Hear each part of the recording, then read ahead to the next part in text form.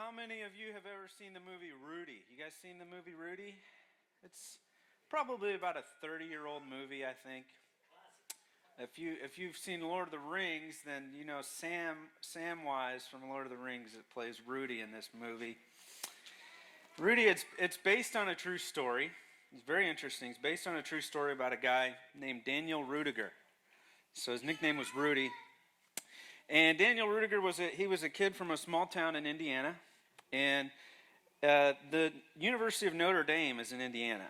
And so Rudy's goal, his dream for life, was to play football for Notre Dame. And there was just a couple problems with his dream.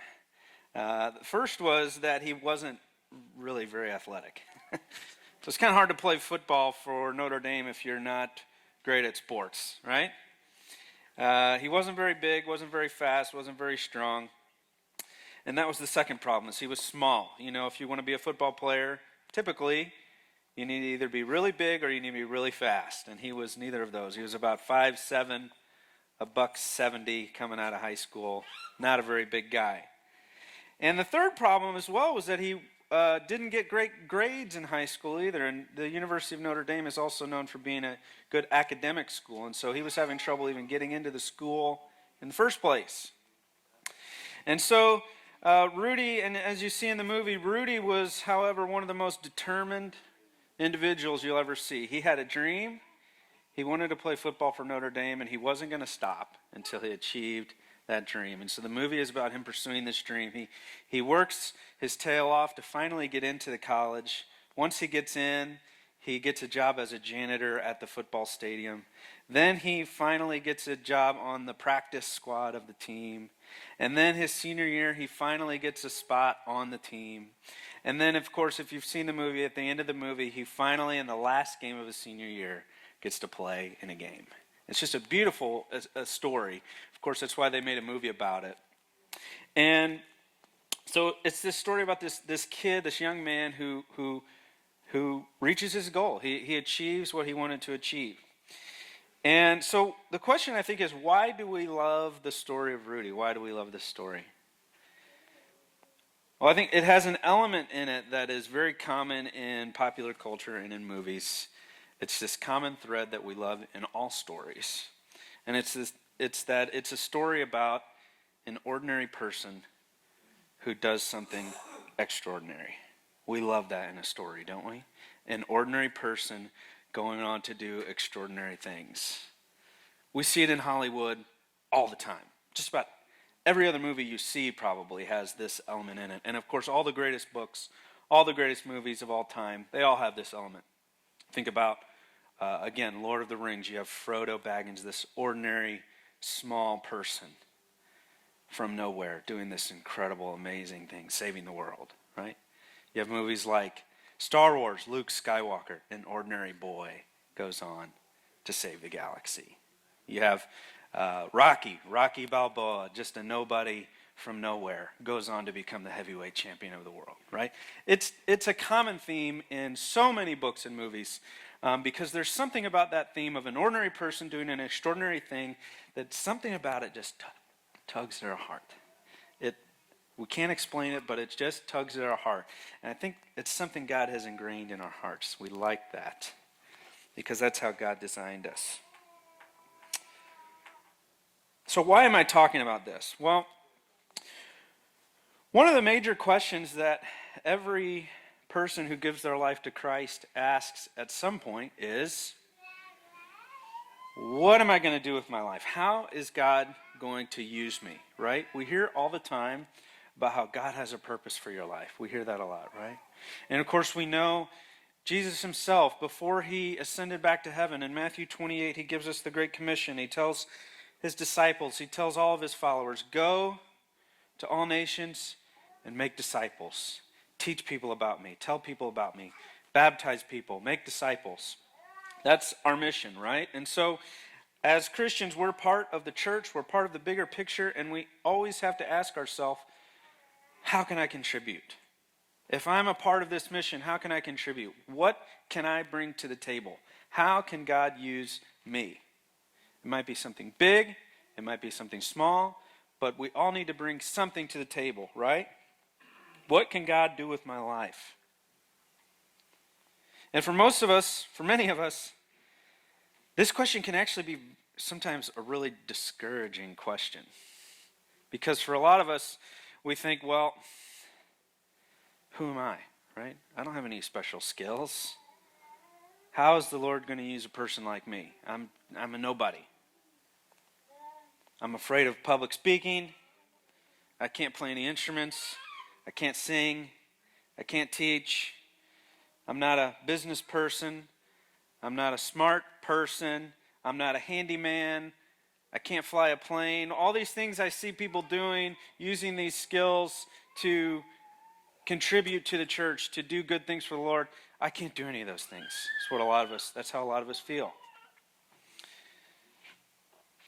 And so we ask, how can God use somebody like me? What do I have to offer? Well, I got good news for you guys today. When you read through the Bible, it becomes very, very clear, very, very obvious that God tends to use two kinds of people. God tends to use two kinds of people. The first kind of person that God uses is ordinary people.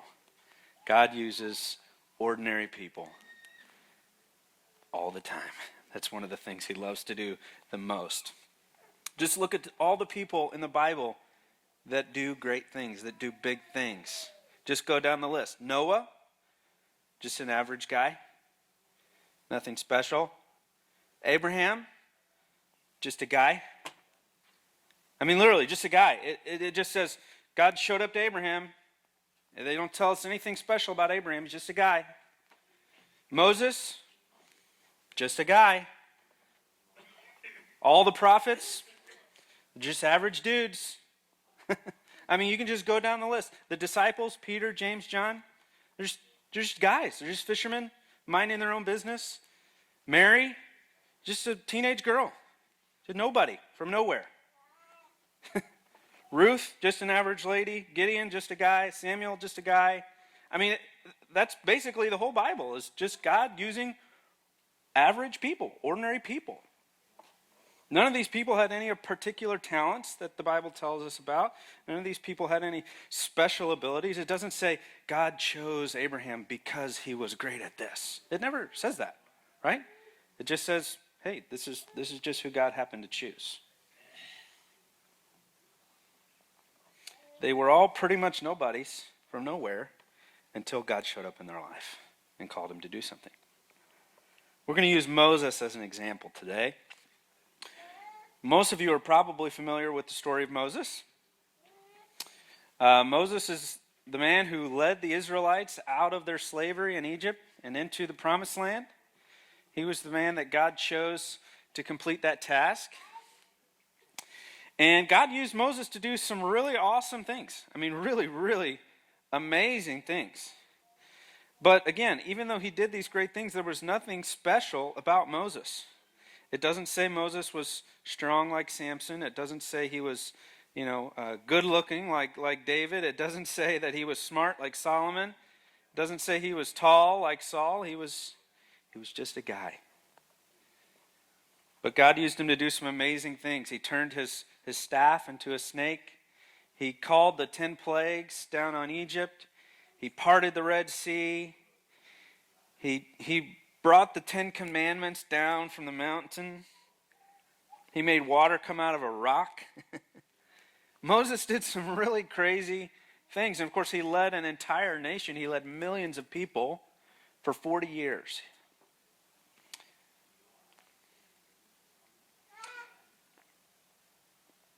And the interesting thing too is Moses actually had a lot of flaws as well. If you remember earlier on in Moses' life, Moses was a murderer. He killed a guy. He had a shady past, probably had a lot of regrets, probably had a lot of guilt in his heart. Moses ended up living to be 120 years old. And the interesting thing about Moses' life is you can kind of break it into 3 sections, 40 years each. And this is what Chuck Swindoll says about Moses' life, which I thought was really interesting. He says the 3 periods of his life can be described this way. Moses spent his first 40 years thinking he was a somebody. He spent the next 40 years learning that he was a nobody. And he spent the last 40 years discovering what mighty things God could perform through a nobody. And so to kind of summarize his story, Moses was born as an Israelite in Egypt at a time when the Israelites were in slavery. But he was actually raised as an Egyptian. He wasn't raised in slavery. He got lucky that way. But when Moses was about 40, he murdered an Egyptian. And so he had to flee the country. He had to run away. He was a fugitive. So he fled to the land of Midian, and he became a shepherd. For 40 years, he lived as a shepherd, just tending his flocks, minding his own business, not bothering anybody, very comfortable being anonymous because he was on the run. But he was pretty much just an average guy with a boring job and probably a guilty conscience. That was the life Moses was living.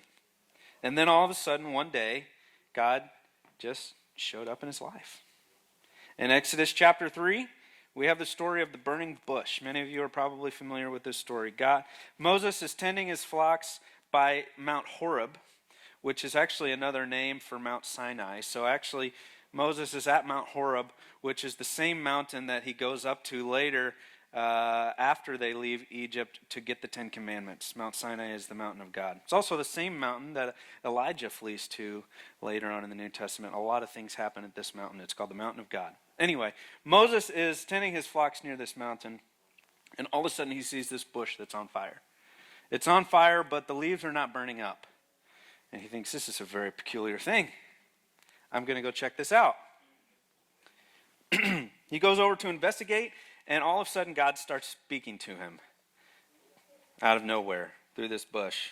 God tells him, Moses, I want you to go back to Egypt, that place where you're wanted for murder. I want you to go back there. I want you to talk to Pharaoh, the most powerful man in the world. I want you to tell him, hey, you know those millions of slaves that you get free labor from? I need you to let them all go free. And Moses is like, yeah, God, I'm not so sure about that. But that's what happens to Moses. Just an ordinary man living his life. God shows up in a big way and calls him to do something great. And so one question I think is, why does God use ordinary people? Why does God do this? It's a very, very common theme throughout the Bible. So why does he do that? Certainly God doesn't just use ordinary people because all the talented people are busy, right? It's not like God can't find the talented people. So why does he do it? Well, I think it's because when he uses ordinary people, his power is displayed that much more.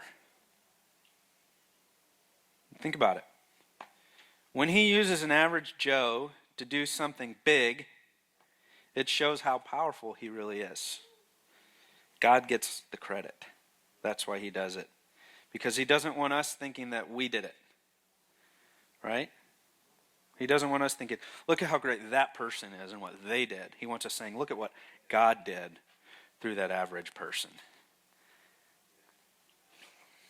And so God uses ordinary people, which is good news for us because we're all pretty ordinary.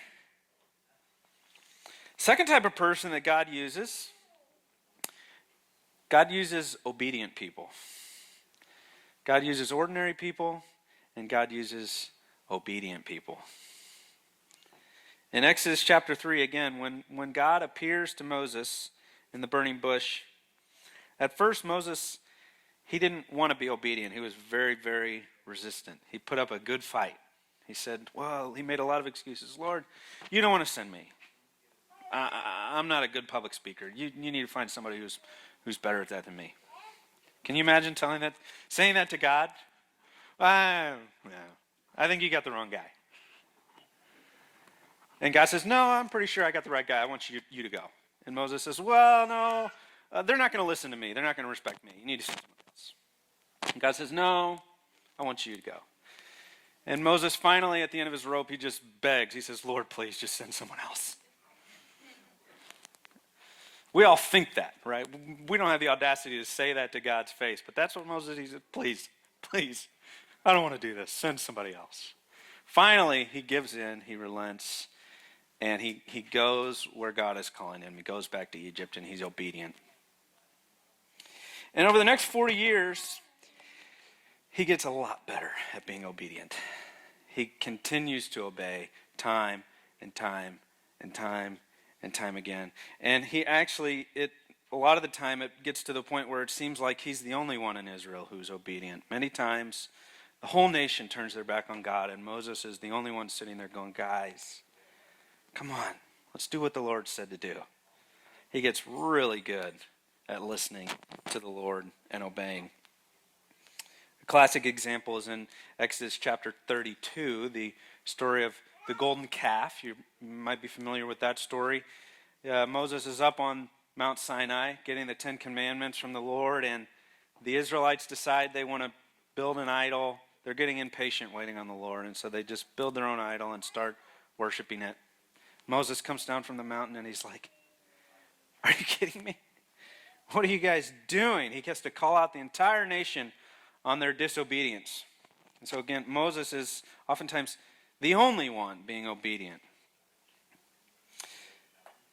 And finally, at the end of Moses' life, in Deuteronomy chapter 5, verse 33, he says this to the next generation of Israelites. So they've been wandering in the desert for 40 years, if you recall.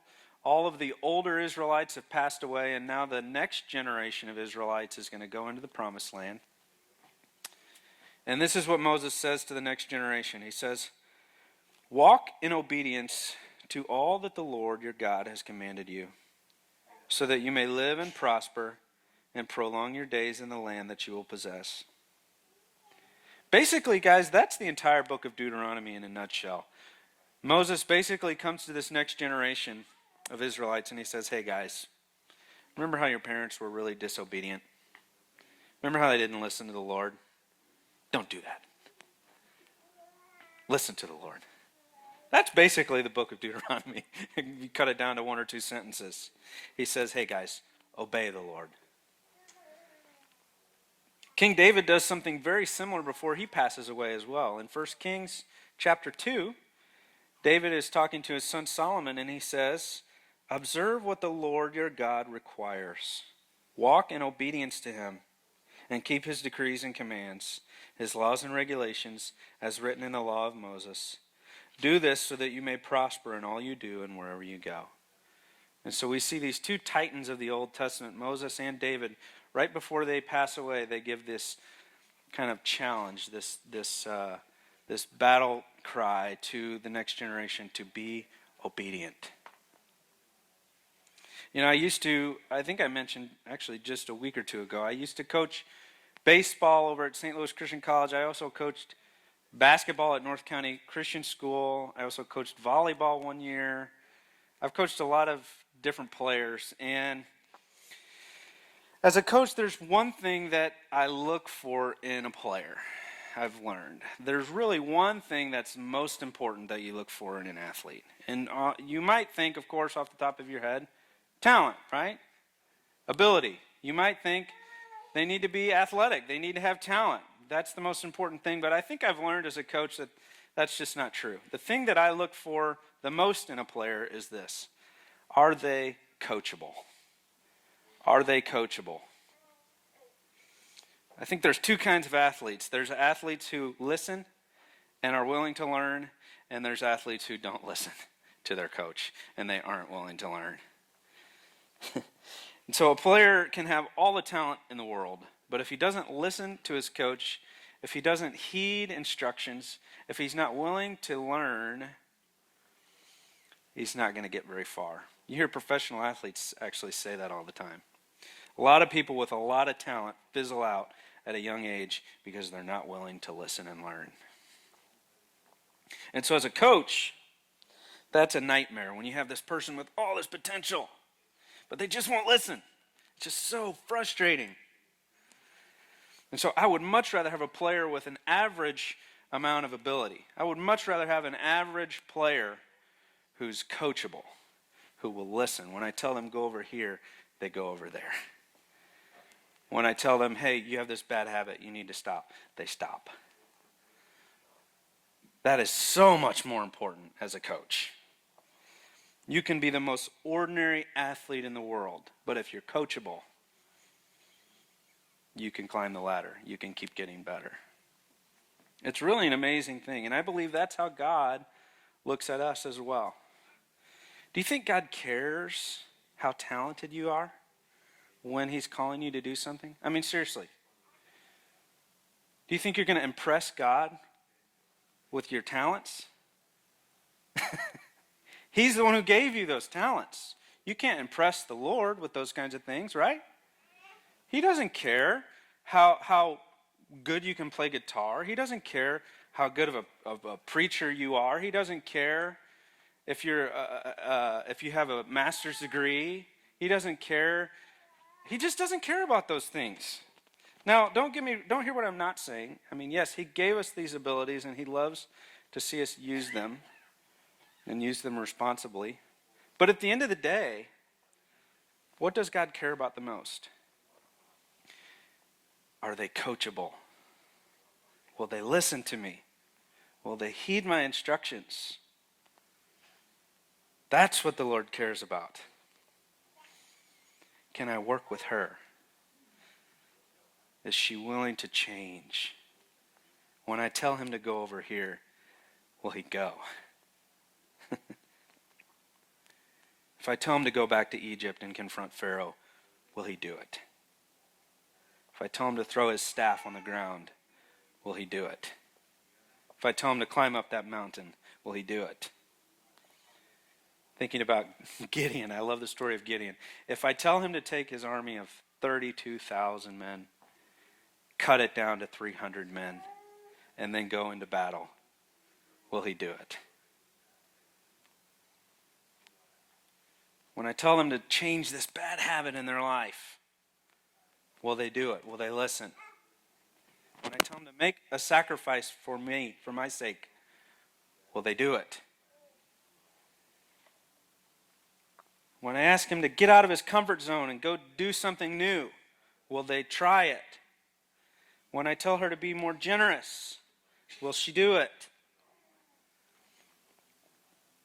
Do you get what I'm saying here, guys? God doesn't care if you're an average person. In fact, he likes average people. He works with average people all the time. And so, think about all of these biblical heroes that we mentioned. We have Noah, we have Abraham, we have Moses, we have Samuel, we have Gideon, we have Mary, we have the prophets, we have the disciples. What's one thing other than being ordinary that they have in common? When God came knocking on the door and gave them something to do, they did it. That's what they have in common. They obeyed. It's the bottom line. They were obedient. So if you want to look at the most valuable thing that you can bring to the table, it's not your talents and your abilities. It's your will. Are you willing to listen and obey? You know, it's really interesting. When I was in Bible college, you know, you start college when you're 18 years old. And when you get to Bible college, of course, the school is full of people who want to go into ministry. And we had a lot of people at our college that were very talented. And as an 18-year-old, you look at your fellow students and you see, oh, this guy's really good at playing guitar. And as an 18-year-old, you think, he's going to have such a powerful ministry. He's a really great public speaker. He's going to have such a powerful ministry. Look, she's so smart. She's so bright. She's going to have such a powerful ministry. And that's what you think when you're young. You look at others' talents and abilities and you compare yourselves to them and you think, I'm probably not going to be able to achieve what they will achieve. But it's been really interesting. After being out of college now for about 10 years, and I look and I see the people I went to school with, the ones that are still in ministry. And I've been really surprised. A lot of them are not the ones that had a lot of talent. In fact, a lot of them were the ones that got overlooked when we were in college, and we thought, he just doesn't have it, right? He doesn't have great people skills. Sorry, I'm getting a little emotional thinking about a couple people. But it's the people who are obedient to the Lord that are still in ministry and having success. That's the thing God cares about the most. Will you listen to the Lord and obey? The other interesting thing about being obedient is when you're obedient, you find that the Lord is the one that does all the hard work. You think again about the story of Moses. Look at all the great things he did, but really, he wasn't doing much. The Lord said, hey, throw this stick on the ground. And Moses said, okay. Right?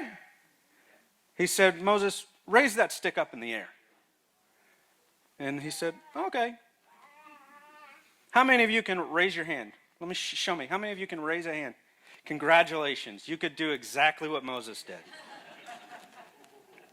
You could have parted the Red Sea. You look at Mary. She had to carry a child, give birth to a child, and take care of that child. How many mothers in the room? Congratulations. You could have been the most famous woman in the history of the earth. You did exactly what Mary did. Exactly. You see what I'm getting at here? You yourself are never going to be called to do anything extraordinary. God will call you to do ordinary things, and God will make them extraordinary. God will do the hard work. God will do the extraordinary things.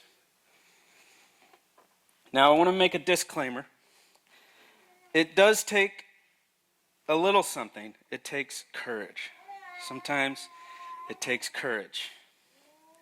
Sometimes God calls us to do things that are scary. Sometimes God calls us to do things that are uncomfortable.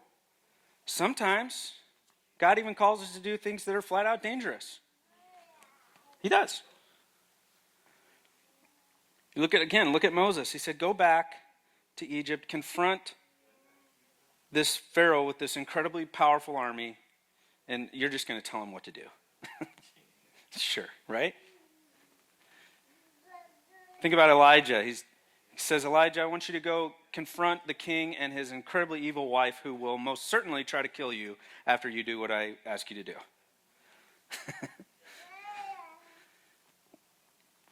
He says to Paul and the apostles, hey, guys, I want you to go into all these cities and towns. I want you to preach the gospel. And when you get there and you do that, they're probably going to beat you. They're probably going to throw you in prison. And some of you, they're even going to kill you. And so it's not always a walk in the park, right? God doesn't always call us to things that are easy in that sense. It's scary. It does take courage to obey the Lord sometimes. He may call you to try to build a relationship with someone that is intimidating for you or that you're not comfortable around.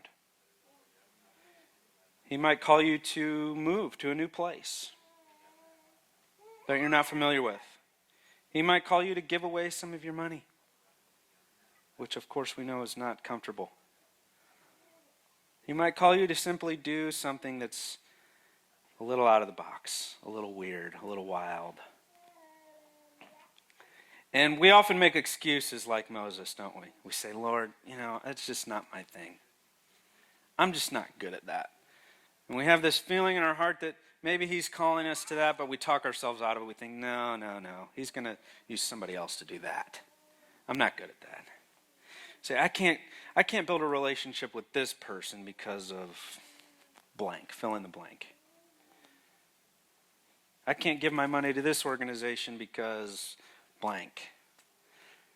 I can't serve at the church because blank. I can't share my faith because blank. We make excuses, don't we?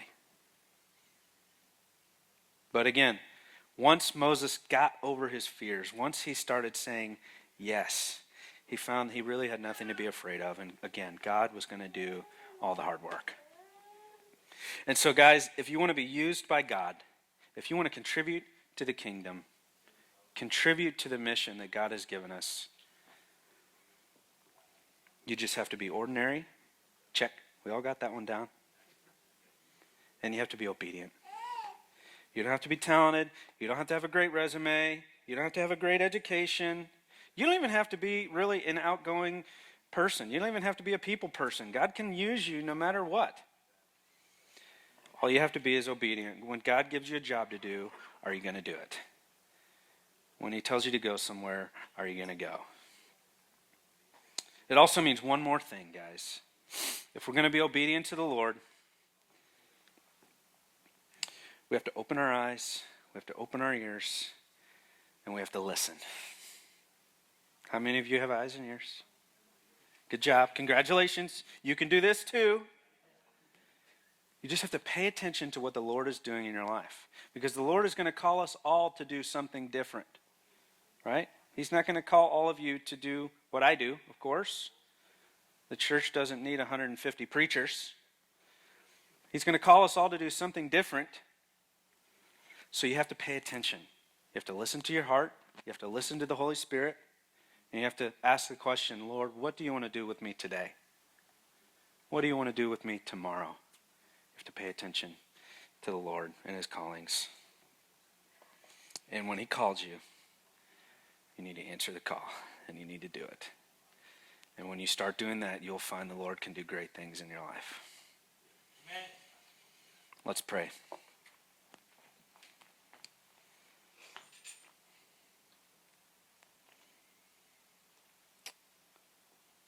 Lord, you call us to do some crazy, scary things, and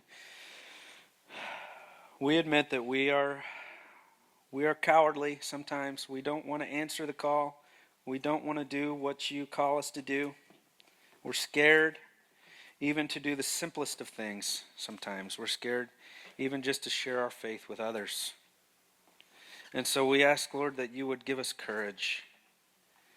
Please give us courage to answer the call, to be obedient, to get over our fears, and to just trust that if you're calling us to do something, you're going to make it work out. We ask that you will help us as a church collectively to have courage to do the right thing and to do what others are not willing to do. We just ask, Lord, that you will help us to be a church that it can be said that we are an obedient church. We ask these things in Jesus' name. Amen.